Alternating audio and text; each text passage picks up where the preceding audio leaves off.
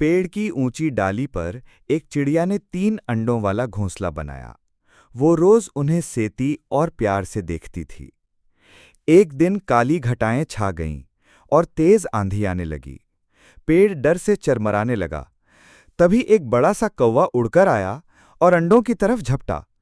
चिड़िया ने पंख फैलाकर उसका रास्ता रोका और जोर से चीखी, लेकिन कौवा हार मानने वाला नहीं था।